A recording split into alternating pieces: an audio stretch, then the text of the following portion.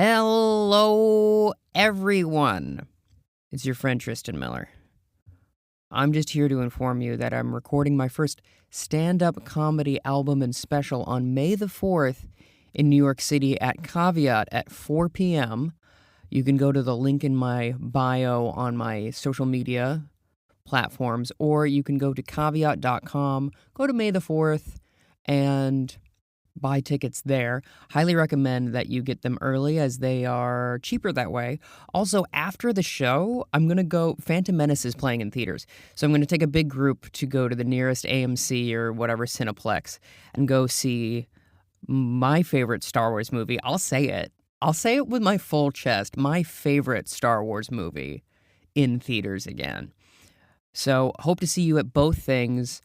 If you have to pick one, just pick my show, please. I would like to sell out the house if possible. Anyway, love you. Hope to see you soon. Okay, bye-bye. Coming soon to theaters, podcasts, film reviews, and so much more. Available at tristanmiller.substack.com. And now, our feature presentation. Hello, everybody. Welcome to Focus Testing, a podcast about movies where we make a movie. My name is Tristan Miller, and joining me today is Bridie Thomson. How are you, Bridie? I am all the better for being here with you. Oh, that's lovely to say. Flattery will work, actually. Oh, great. I hope so. Yeah, we were talking before we started recording, and you said you went to film school. How did that happen? Yeah, it happened because I failed high school. That's like actually like that's the best way to put it.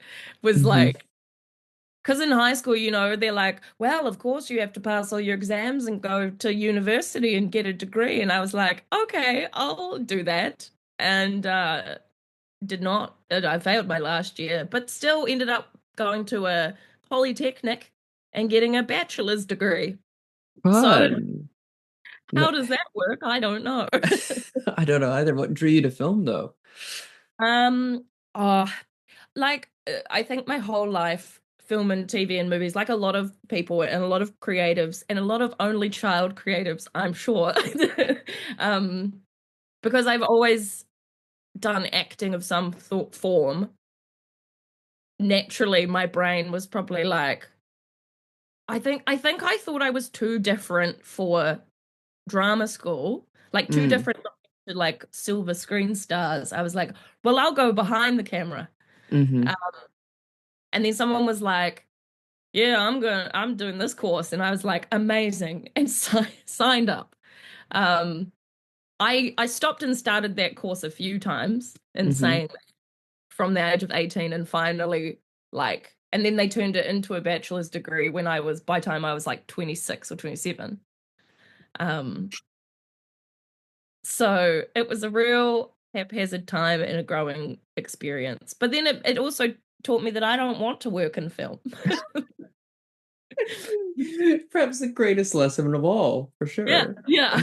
Why not get a student loan to tell you you don't want to do something? It's not for the faint-hearted, not like crewing and stuff anyway. Yeah. Sure. Yeah. Yeah, that is like, you know what, you don't want to whinge too much or whatever, but like it's like 12 to 16-hour days a lot of the time, and you're on your feet and you're moving around and people are tense and on cocaine, and it's like a very tense environment. And if you don't get the thrill of that, you probably should just, work at a cinema if you love movies, you know what I mean? Yeah, like usually you need to really specifically like a certain part of film, like or cameras, not just like film in general. Although like I loved script writing, but I'm not sort of like sit down and focus enough to do script writing. Editing, I ended up not enjoying being in a dark cave for also 8 hours a day. I did some sound work for a while, but in the end just went to being an observer. hmm Yeah, I yeah. mean, that makes sense and kind of leads into the next bit of like you not wanting to sit still so much as you do improvised comedy now, and how did you fall into that? Well, well, so I'm from a much smaller region called Hawke's Bay. Uh-huh. I don't know if you've been there or know the place. It's it's small. It's as small a town as anywhere else small town can be. So eventually I moved up here to have a bigger playground of opportunity, but I also needed to have a full-time job, which exhausted me and meant I couldn't do much theater at all. hmm So that was when I kind of started looking at what my options were creatively, and stand-up comedy, lo and behold, is the thing that is in the evening. So That's true. um and I was like convinced I didn't know how to write a joke, so I was like, whatever, I'll go meet some people, because I've done improv, oh gosh, my whole life casually, sort of thing. I'm a what directors would call a natural improviser. um, And so I did the stand-up thing for a bit and did the open mics, and then I was like, oh, this is stressing me out. Yeah, Um, dude. I actually hate it here. It's like, why is everyone like, I don't know. I wanted that community of improv. And so once I finally met some wonderful improvisers here through doing comedy, then I did more improv. And I think naturally the shows that I've ended up doing have just become improvised comedy because that's where all of my joy comes through. I still try and have a structure every now and then hmm for depending on the gig. But Sure. I think I'm so much funnier on the fly. And Mm. anyone is welcome to dispute this. But I think I'm funnier on the fly than I am trying to remember material. Yeah. Yeah. Yeah, that makes sense. And I'm kind of on a similar moment as well, because I do love doing stand up, but I recently have been taking a bunch of improv classes and been doing more of it, and I'm like, oh yeah, no, this is kind of my first love, and I think I like this.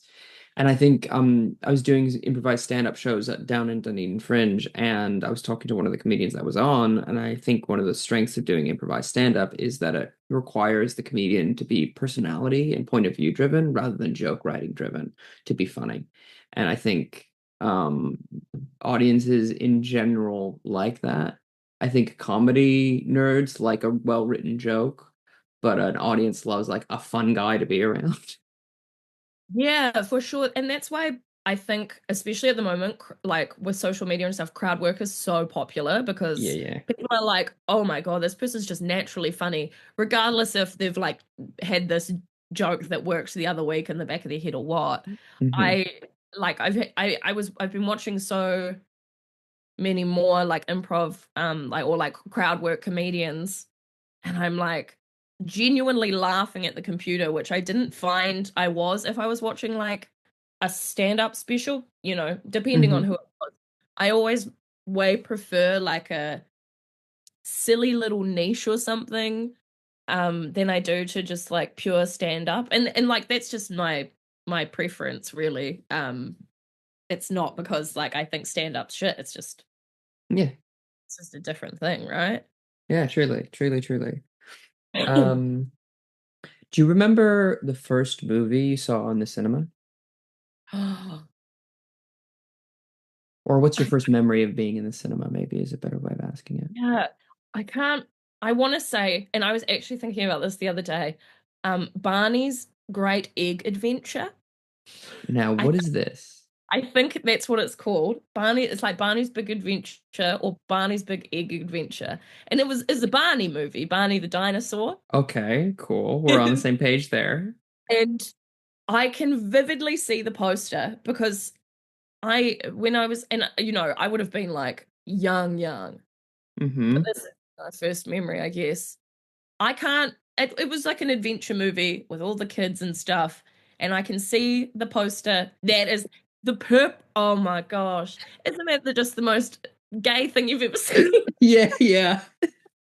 It looks Um, like they wanted to say a slur but couldn't, you know? yes, but it's like, and I can't remember any. I actually kind of want to rewatch it because rewatching stuff from when you're a kid is always kind of slightly traumatizing because you're like, oh no, this is bad. Truly. Yeah. But I think that was like my probably my earliest memory of going to the movies Good. like that. That's a very appropriate film to show a child. I say of everybody who I have on, and a lot of the time, it's like, oh yeah, my dad didn't have anyone go see like Pulp Fiction with them, so I saw it when I was 5 or whatever. Oh my gosh. I wish So, I I wish I had like parents who loved media. Like like I wish I had parent like people are always like, "Oh, I found this music from my dad and blah, blah, blah, mm, blah." And I'm like, my parents my dad rediscovered music because of me. So I'm like they would like I'd watch like not to say they don't love movies or whatever, but I was the one who liked the movies and stuff. They were neither here nor there about going to the movies to see something. So I think I mm, probably would have gone on like it would have been like with like a little friend or something, yeah. on a Saturday to the movies. I was thinking about this the other day. It feels like every person, particularly my age and slightly older, but really once you graduate high school, is just trying to recapture the magic of summer, eh? For sure. Oh my gosh. And especially like I'm really feeling it now. I don't know about you because I'm like 31 this year. How old are you? I'm 32. Yeah, so like especially turning 30 was the best thing that ever happened to me. And Always then is. suddenly I just was like, I've just been re-indulging in everything from my childhood so boldly that like the feeling of like summer's here and I can't wait for summer to come back is like really evident. Hmm. And I used to like hate summer. I was like, oh, like, oh, there's so much hype around summer. Da, da, da, da. It's like, but summer's so great. You can go on adventures. It's true. It's true. It's true. Yeah, I generally get depressed during the summer just because I can't handle the heat. But I feel well, yeah, I feel that. That's why I hate yeah, it. it's bad. But I'd also say as well though, like there's that like in the Midwest of America, I'm from Minnesota, we have like what we call false falls. Yeah. So it'll get quite cool in like the middle of August. It'll drop down to like autumn weather, and then it'll come back to like summer weather. But that I love a false fall. I'm constantly chasing that feeling of like, okay, summer's about to end. It's nostalgic, it's bittersweet, and it just got a little cooler. And I'm like, Yeah. how can I get that in my blood? Well, you Um, opened at an amazing time. yeah.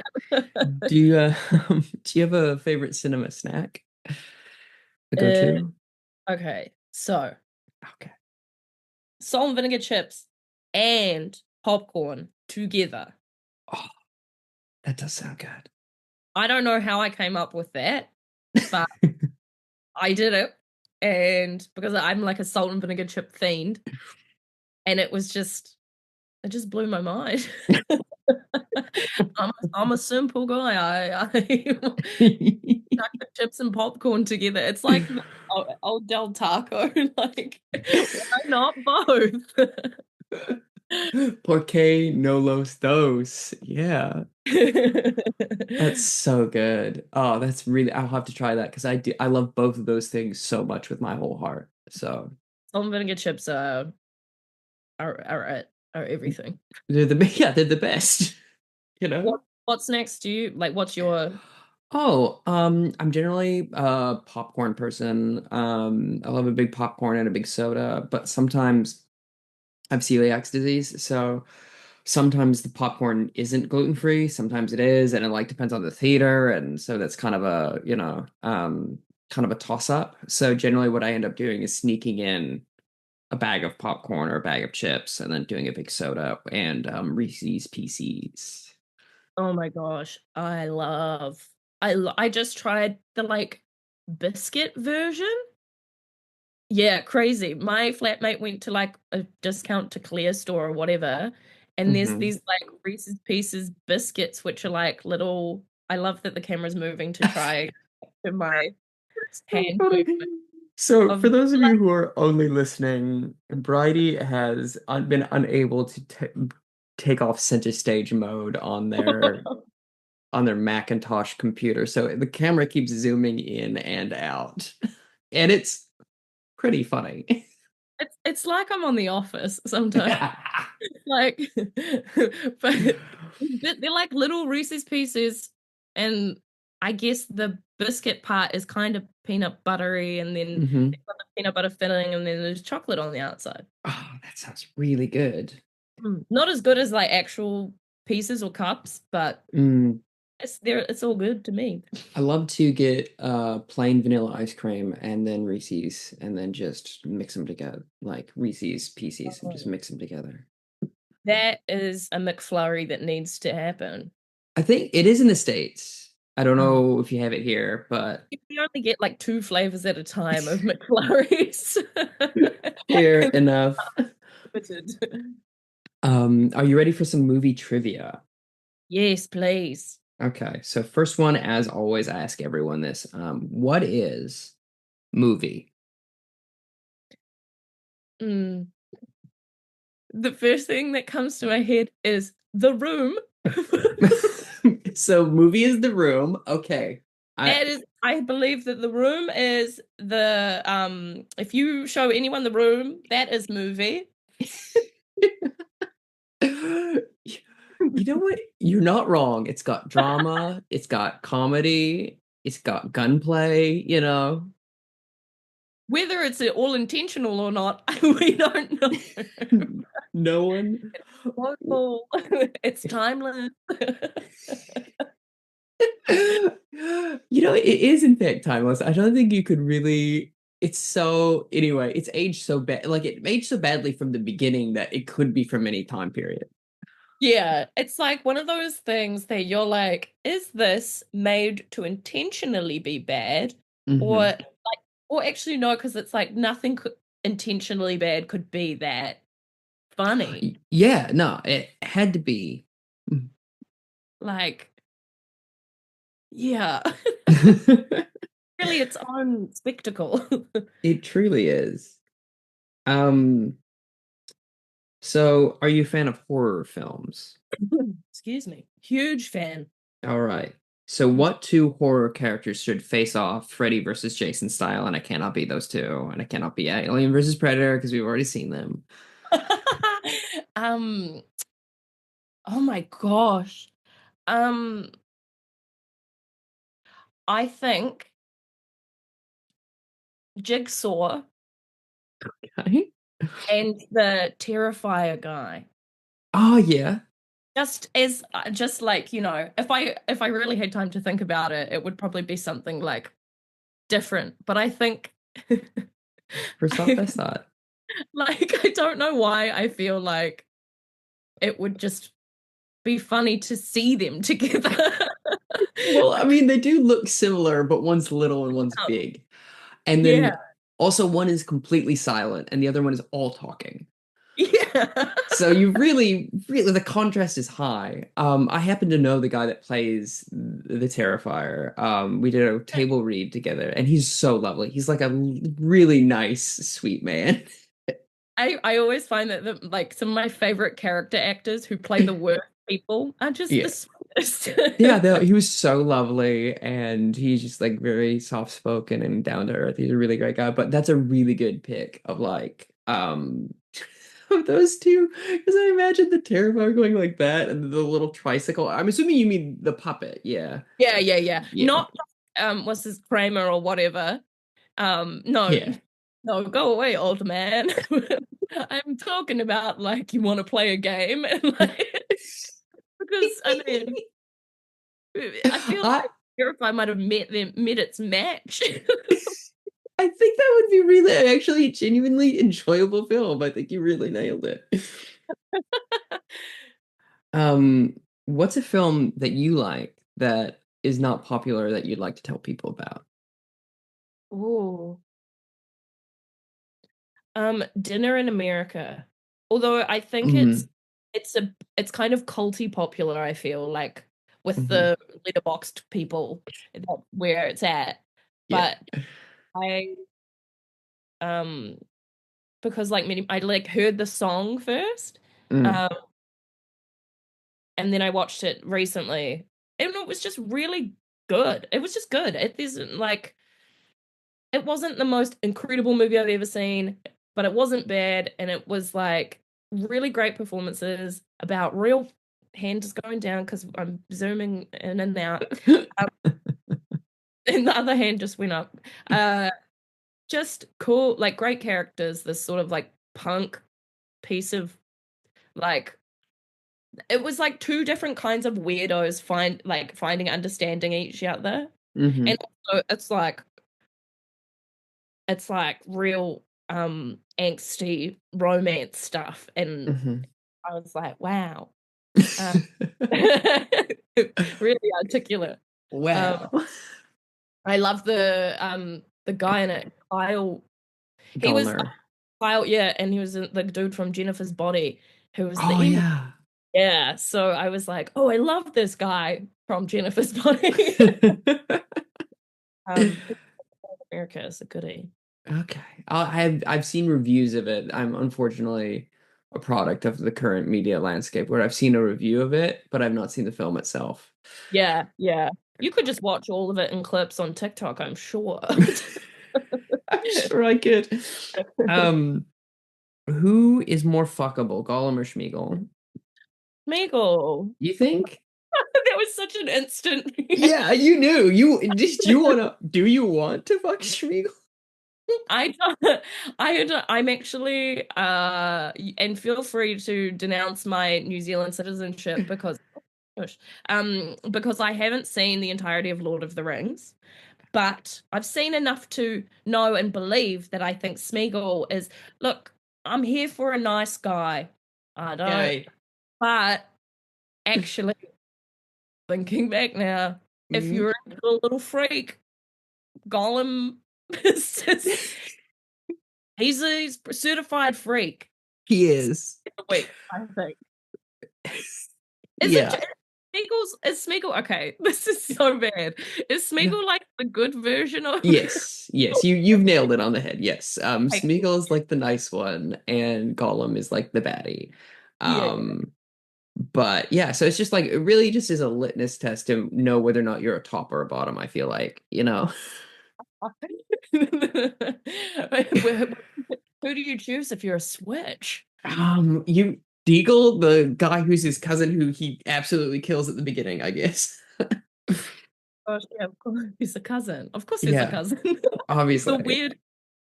Yeah, the weird cousin. I won't ask you that one because it's also related to Lord of the Rings. But how about this one? Who is your first character crush? Um, Keanu Reeves and Bill and Ted. You do like a nice boy, don't you? No, don't I? I do because I oh golly.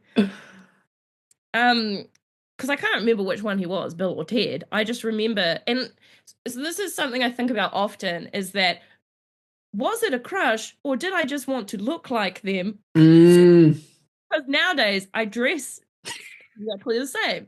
yeah. Um, Classic. classic. But apparently I used to like stand up at the TV and like kiss the TV.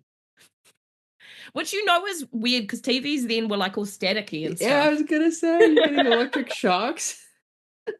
Um, but I also did used to watch, which is not so much a film, the BBC Cats the Musical recording.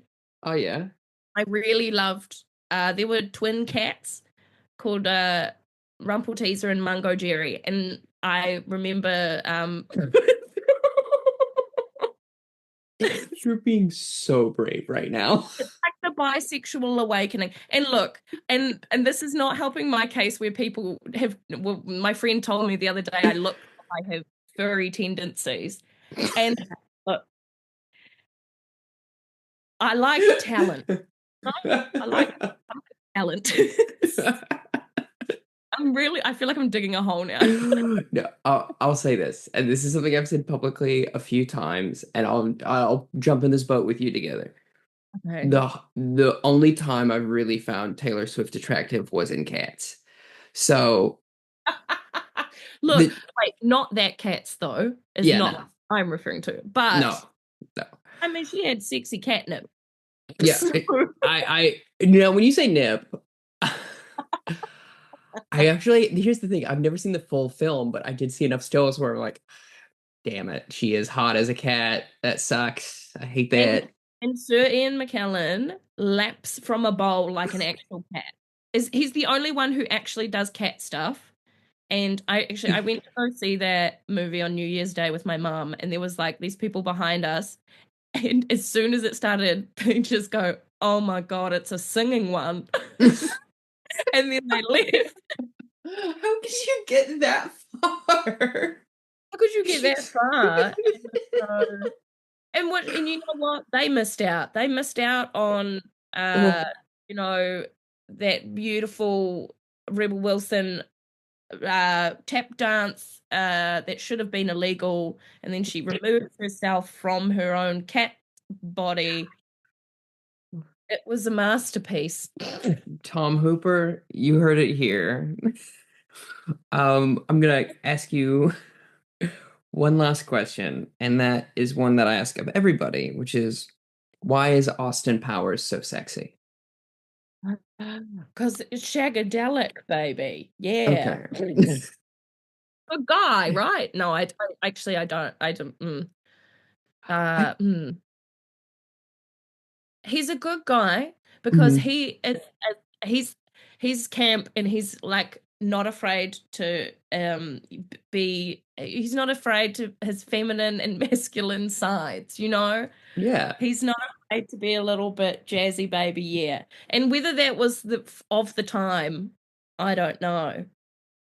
But I personally love Austin Powers. I do too. I would say like something that I ask everyone that one, and something that consistently comes up is he's not interested in having sex with you if you are not interested in having sex with him. He's just like, I'm putting it out here. Oh, no, that's fine. I'm gonna move on to the next person. It's all good. Consent is so hot. It is. And also I think you are absolutely correct. Where like he has ruffles and those He's big glasses. I mean, he's kind of peacocking in a way, but also like go for it. We want to see Yeah. a show. It's a If little, if I you have, may, yeah. it's a bit cunty. Like, And you may. It's really cunty. I actually found my gold member DVD the other day, and I watched that so much. So so much for a child. mhm. But like he loved and respected women in a way that maybe felt wrong, but as you say, he backed off if they weren't they weren't keen. Question Yeah. mark. Well, I mean, I feel like it's also like, Tex Avery stomping awooga awooga, like not like, oh, let me touch you. It's like, Uh, like, oh my God, you're so beautiful. I can't believe. yeah, it's like, oh my God, I want to worship the ground you work on. Yeah. Walk on, like not so much. I mean, anyone can dispute this because I haven't watched them in so long, and I could sit here and be like, he loves and appreciates women, and then like cute record scratch to like a really badly Yeah, yeah. like a joke that does not land well anymore. Mhm. Well, yeah, well, the films are of their time, one must say. I would say I recently rewatched the first one and it ages fairly well, except for Will Ferrell and Brownface. That sucks. I forgot all about Yeah, that. it's like it really stinks up the whole thing. Oh, damn it, Will Ferrell. Why? Did you say Will Ferrell? Like Will Will Ferrell Ferrell. Williams? Will Ferrell. Yeah, Will Ferrell. Will Ferrell. What did I say? Will Y- Ferrell. What is his last name? Ferrell. Ferrell. It goes to show how often I speak his name out You know, loud. here's the thing, and you're correct for it, honestly. Will Um, Ferrell. are you ready for the game? The random Yes. word. So we have shell, Shell, shell. So a few things come to my mind when I think of shell, but I want to defer to you as you are the guest, that if you have an idea, I would like you to, we'll jump on board with yours. And we're pitching movie ideas? Yeah. So what would the movie, when you hear the word shell, what movie just comes to mind? And then we're going to flush out the plot together. Oh yeah.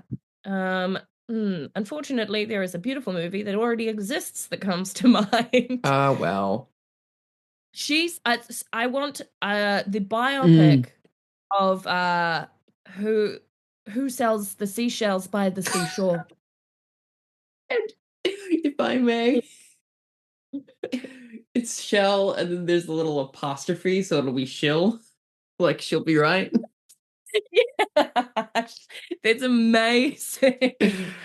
Oh man. Yeah. Like yeah, like obviously got to be a Kiwi beach now. Mm-hmm. I'm sort of feeling like this is really grounded now. And my brain did not immediately go there, but this is now a beautiful, poignant film about a woman who collects shells on the beaches of New Zealand. I Makes think jewelry. what I feel like what has to happen is like what it feels like in my mind is it's a woman who it's probably set in like the early 1920s. Um, her husband's off and was lost in Gallipoli, and this is her making her way after he'd been killed in the war, the First World War. Devastating.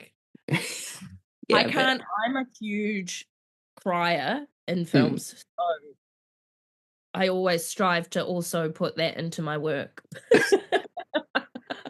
I love an emotional story. Yeah, and I think it can be very minimal dialogue. Mm. A lot of atmos, a lot of ocean, beach, waves crashing. That's a seagull, obviously. Um, and I was about to say, did they have seagulls in the 1920s? Which I think is valid, considering that at some point, and I don't know when, we domesticated pigeons. So surely that maybe that You happened with know, I couldn't begin to know when where seagulls showed up. well, maybe that's she has a little seagull friend, or like Mm. a recurring, like every morning she gets up to go out to the beach to see what shells have washed up, and there's that bloody seagull just doing seagull stuff. She curses the seagulls, but then maybe she learns to love them along the way. I feel like yes, I agree, and I feel like the thing that needs to be the issue with the seagulls is they keep taking the shells she's trying to sell. You know, Yes. because they're like there's bits of food on them or whatever, and you know, and then in the third act somehow a seagull saves her somehow. Okay. You know, it's Like Chekhov's seagull, if you will, which is also a Chekhov play. um oh, seagulls, actually, now I think seagulls definitely existed because of the movie The Lighthouse. Clearly a historical Yeah. accurate. Yes. But if that had depictions of seagulls, then yes, it's accurate. Um I'm trying to think of how the seagulls managed to. It's got to be like a fluke, right? Like one of those things you don't see it coming that the Mm. seagull save her, and it's Hmm. just like a fluke that the seagull saves her. Because I don't think it's a. I think it's a. I don't think it's a comedy. No, I I can don't think see so either. it's taking the film festival circuit. Hmm. Um, I feel like in the third act, she like almost starts drowning, like a tide, a rip comes and gets her, and there's seagulls like circling her, because she had a bunch of like food in her bag and got sucked in, and then the food floats up, and so they're all going after this the food, and the people on the shore is like, what are all those seagulls about? And then they see her and they're like, oh my god, we have to go get her. That's perfect. It's perfect. And then she learns to love the seagulls and she's like, well, I guess you're not so bad after all. Because obviously she was kind of jaded through this journey from obviously heartbreak and such. And then she gives a glimmer of a smile at the end. The morning she wakes up and sees the seagull taking the shell. She's like, there's enough shells to go around. I like that. And also I think there's like, you know, something to be said about a near-death experience that kind of kicks you out of a depression, eh? Oh, totally, totally. It really, and that's what some people need to get them out of heartbreak, Yeah. of any kind. Just a near-death experience and a seagull to save your life. Listen, I was going through a bad breakup in my 20s, and I was on a train platform in Minneapolis, Minnesota, and I was eating something and it went down the wrong tube, and I started choking. And there was a moment where I went, I could just let this happen because I was depressed. And I was like, no, actually, I would prefer to live. Yeah. No, actually, no. Second thought, no, actually, would love to continue to breathe. I like that as like her little arc. So we have a beginning and end. We just need to fill out the middle. Yes. And other characters as well. I feel like it should start with her getting the letter that her husband's dead, right? Yeah. What if she lives on a more isolated island, which has to have a boat come and bring the mail like once a month or something like that. Yeah. And so then it's a more, I guess, it's more important when a new character comes over, or she's got a relationship with the like boat driver or Yeah. Yeah, I think so. I think that's good. I think it should be once a week, and that way you can kind of keep track of time. But it also Yeah. means that like any kind of news is going to be so old. So when she eventually gets the letter that her husband's dead, like he's been dead for like 3 months, Yeah. you know, Yeah. and ooh, this would be devastating.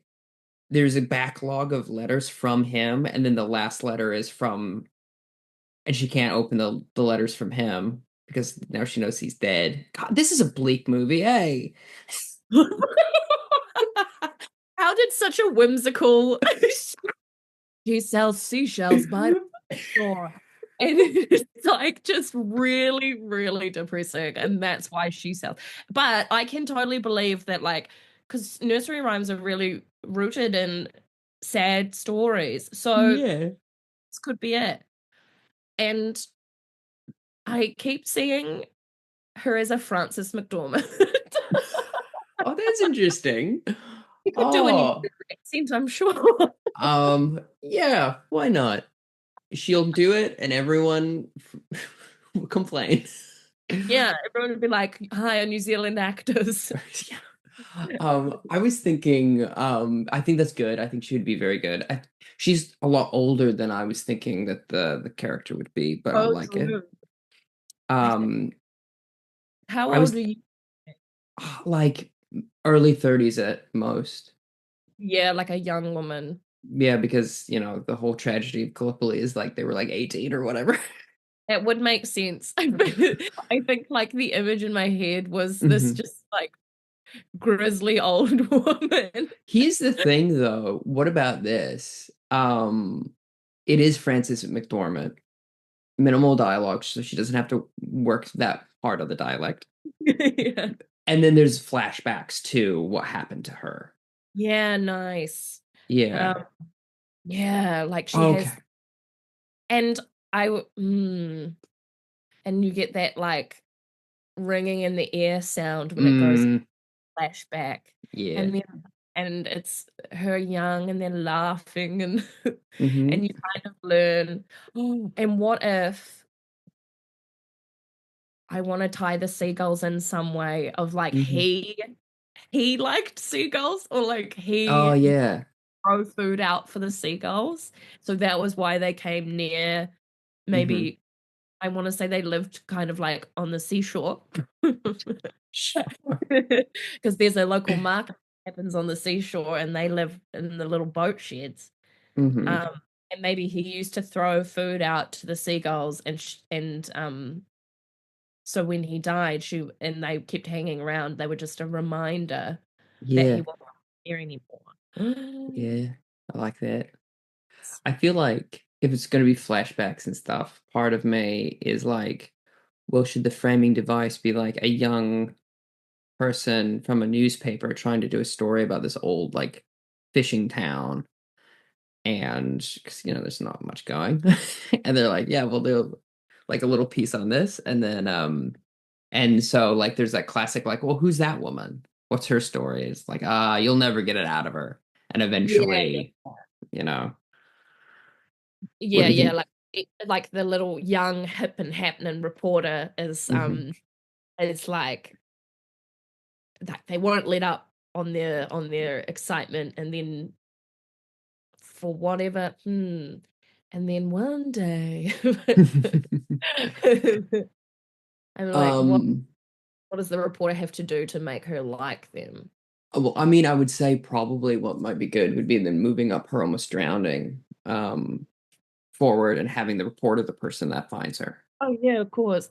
Because obviously the seagulls aren't going to pull her out the water. Yeah, yeah. They're not. It's not Little Mermaid, unfortunately. But I'm um I'm glad you're here to ground my brain's elaborate plans to just constantly put this into some whimsical fantasy I land. mean, like I really feel like I'm being a Debbie Downer and I do apologize. No, no. And I'm a fan of we may be comedians, but we've got heart and we can be It's serious true. too, It's true. got It's level. true. Hmm. Hmm. I feel like what would be great would be like the person who delivers the mail is the same guy, right? Yeah, yeah. And so there's be him played in flashback, and then um him, and I feel like in my mind, old version of him is either Sam Neill or Temuera Morrison, one of the two. Absolutely. Absolutely. And that's a no-brainer. Hmm. And because I now am like, who would be more appropriate to cast Francis? But because I want to give back to the New Zealand arts community. I want to keep our Sure. roles in New Zealand. Maybe just chuck Melanie Linsky there. She'll be fine. She'll be Oh good. yeah, Melanie would be great. She'd do. Yeah. I'm always saying she's the Frances McDormand of New Zealand. I'm always saying this. They all Yeah. say. um, Um, but then you'd have to cast like some younger people in their 20s for the flashbacks, and I'm not really on the up and up of too many young New Zealand actors.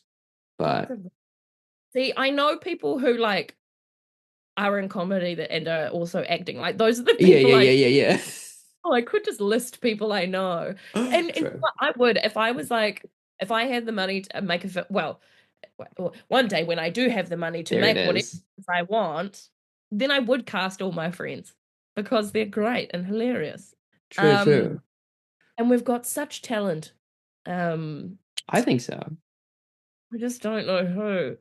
I think we could just do a general casting call and Yeah, we'll yeah, figure it out later. we'll do an open call. Hmm. Um, we've got some huge names looking for because we Hmm. want to make them look like well, they need to be able to look like the exist, Sam Hmm. or him. So Hmm. I feel like the young reporter, we have an opportunity to slide in my mind the three options in my head of where this reporter could go. First comes to mind is Andrew Garfield. Second comes to mind is Rose Matafeo. If we oh wanted my more like comedic, goofy sort of character. that would change the movie entirely. Yes, it would. And then if we wanted a more serious but still a lady, Keisha Castle Hughes would be very good as well. Oh, and I was just reading that she's on FBI or one of those things at the moment. She is. It's wrapping up. It's their last season. They're ending it. But that's Yeah. probably good news for you all, or us all, now that I'm here. She'll probably come back more often. You don't really hear about her much anymore, I guess, because she's been in America. Yeah, she's been in New York for the last like decade or so. Yeah. Yeah. Now that you've said Rose, I am like, oh, I want this. This has poignance and comedy. It's like Yeah. that, like a Waititi kind of, Yeah.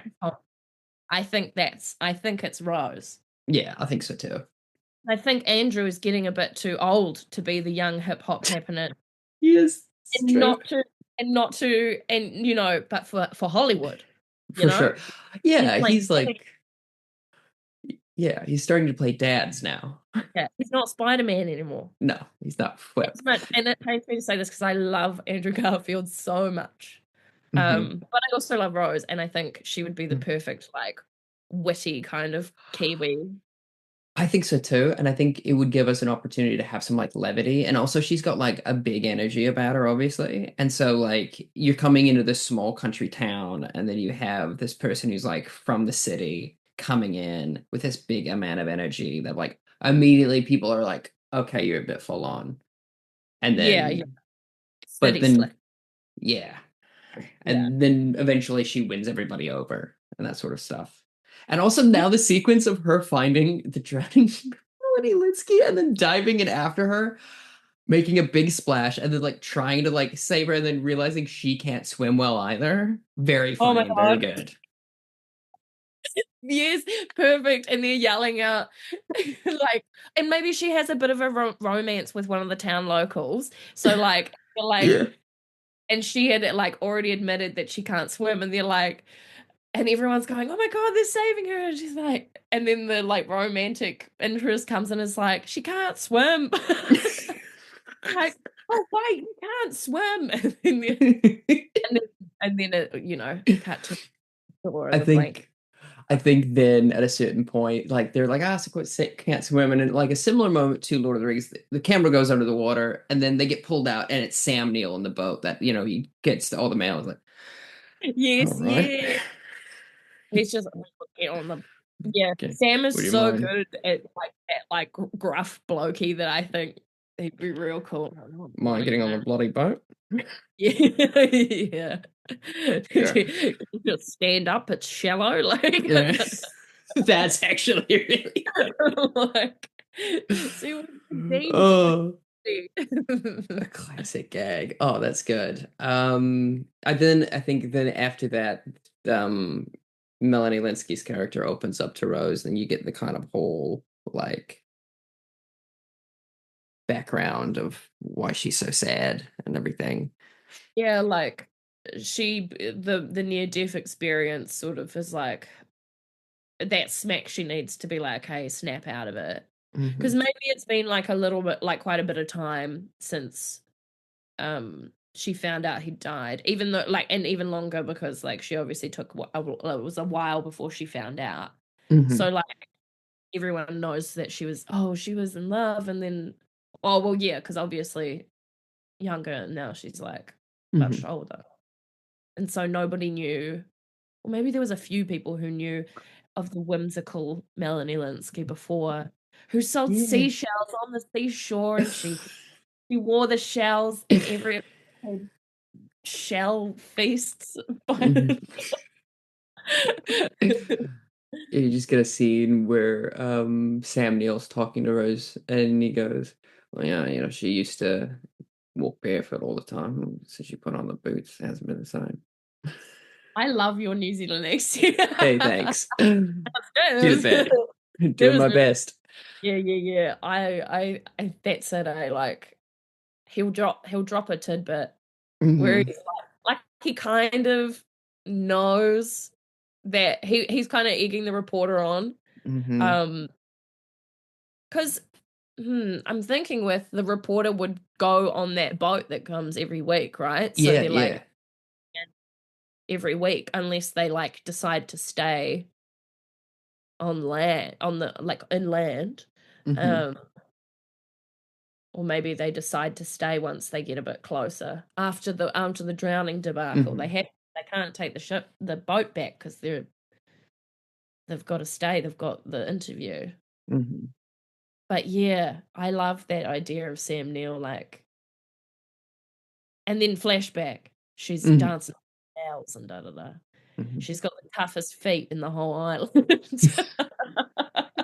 She could dance on hot stones. Truly a dharma to everybody's Greg. Yeah.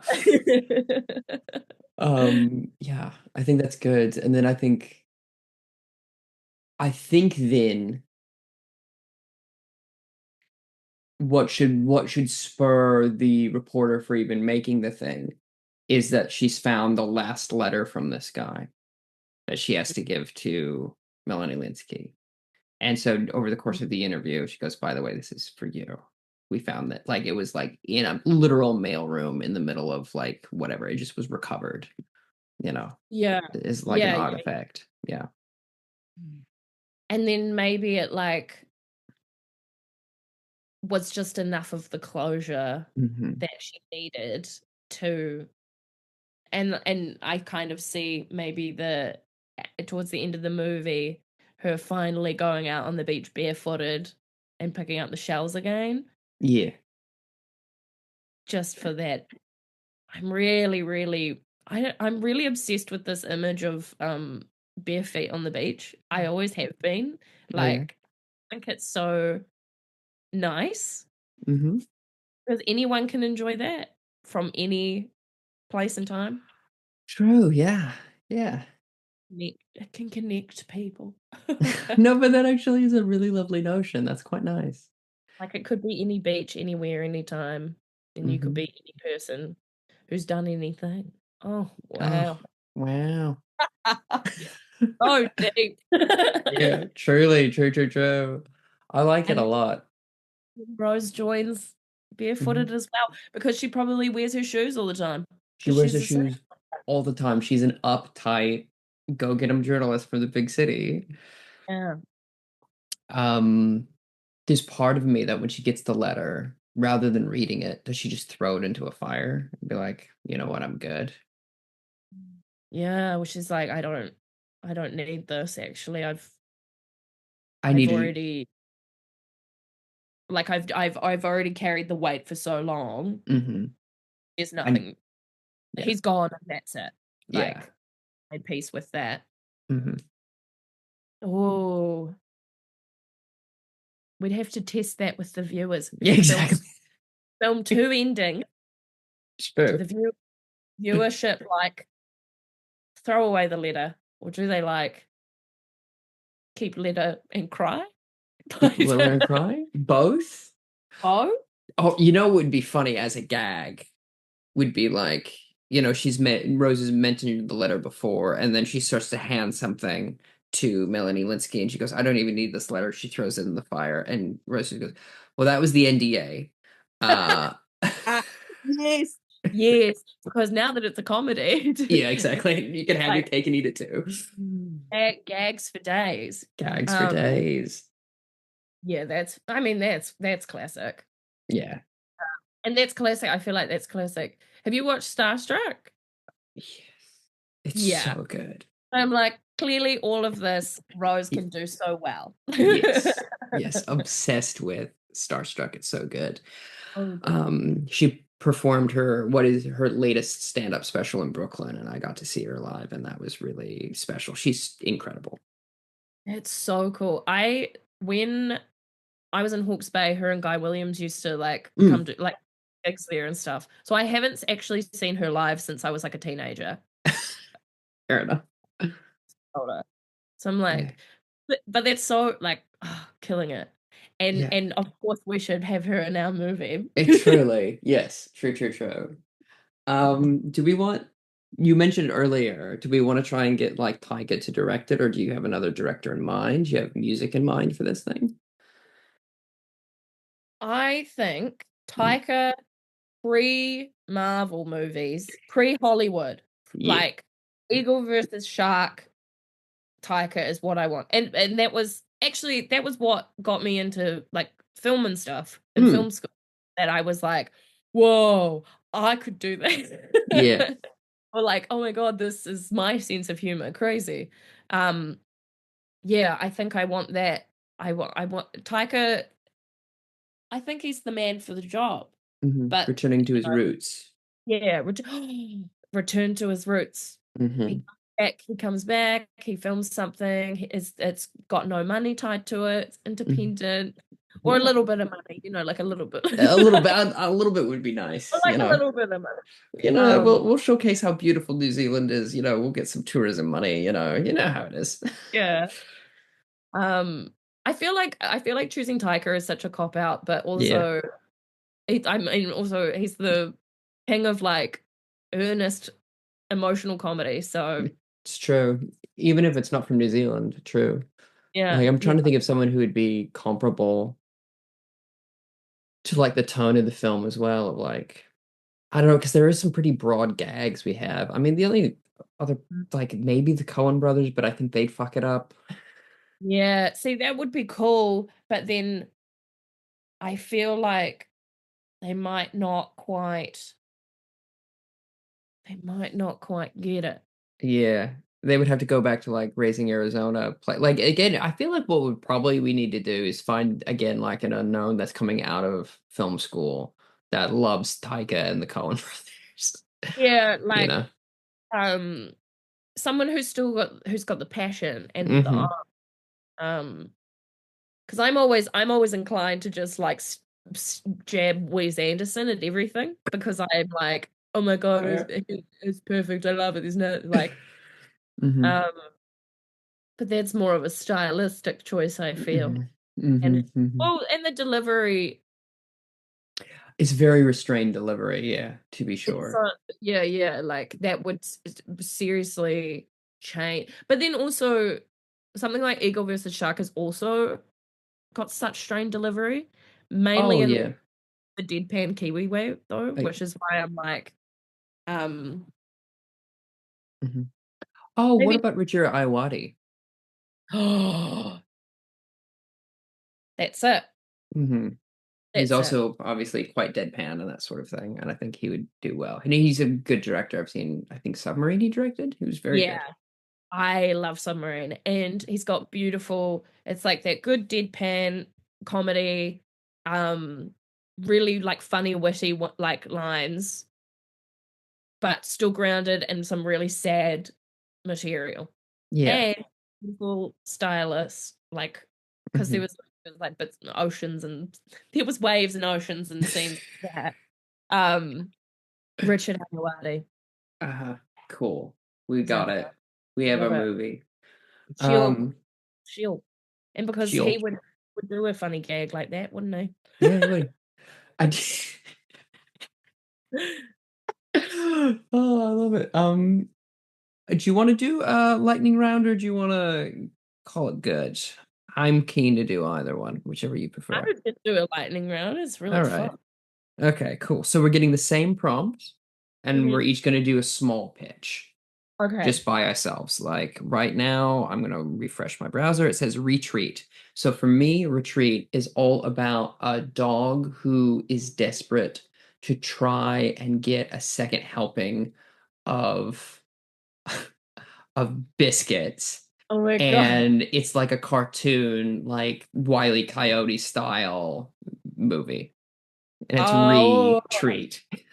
That's oh my gosh, I love that your brain went immediately to just like, no, retreat.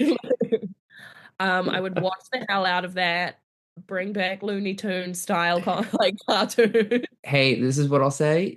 Tonight and tomorrow is the new Looney Tunes movie is opening here. If you want to go see it, I am desperate to see it. I'm so keen to see it.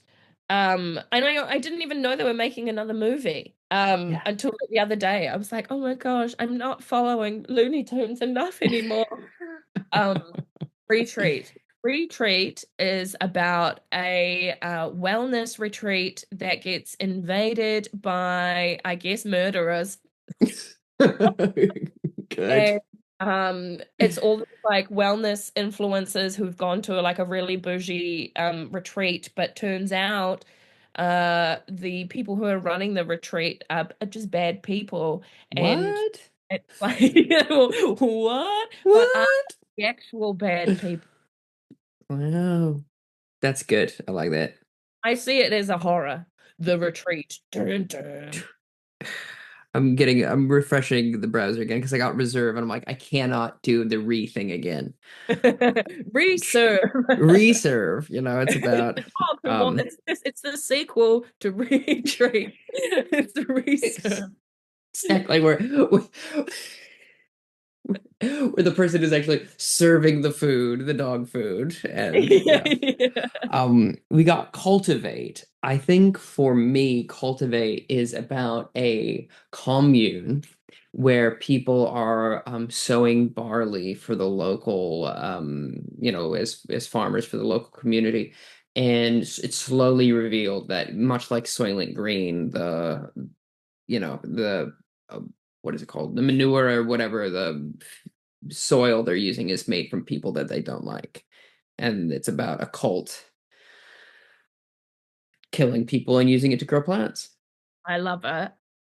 That reminds me of that there's the Last of Us story, not Last of Us, Walking Dead comic storyline where Ah. they went to a farm and then the farm was uh killing people, but it wasn't because they didn't like them. I think they were Mm. just, but I really like that. I like that theme of making bad, like of just, it's like the Dexter thing, Mm. like the anti-hero serial killer. Sure. um, cultivate Cultivate is about a dragon society that is founded on gems, and they are constantly trying to cultivate the gems around them because the earth actually was taken over by the dinosaurs, and because obviously dragons are part of the dinosaur family. That's just it. And people uh Pixar animation All right. wasn't initially in my head, but this is what's coming up. So, Yeah. um, and they're cultivating the gems. That's so good. I love it. It's so cute. Very good. I would imagine like Kyle MacLachlan playing some sort of dragon or whatever. Yeah, just every cool actor is in this movie. There's lots of big names. hmm the last one we have here is slant or slant, depending on where you're from. Um, Slant to me is about big business. It's about big business. It's about these two people who are competitive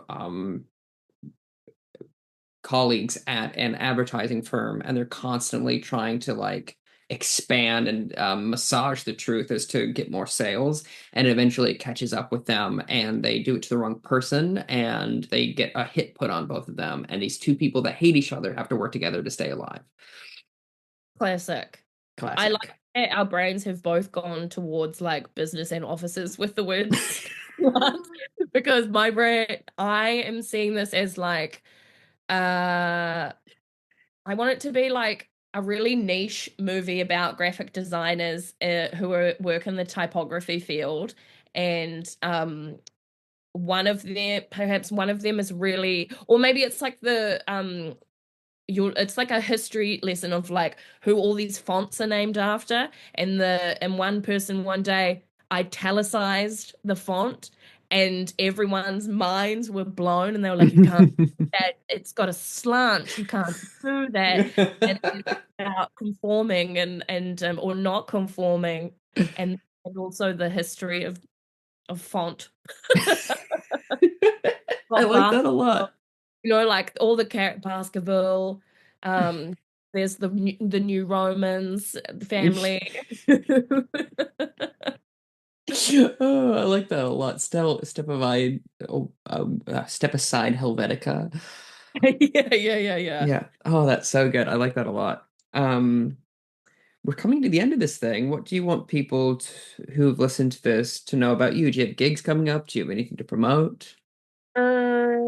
Well, yes, this New Zealand International Comedy Fest. Me and my friend Rebecca Mary Gwendolyn have a production company called Comedy Culture, which you can follow on Instagram, and we are doing two shows for our show Femmes and Thems Comedy.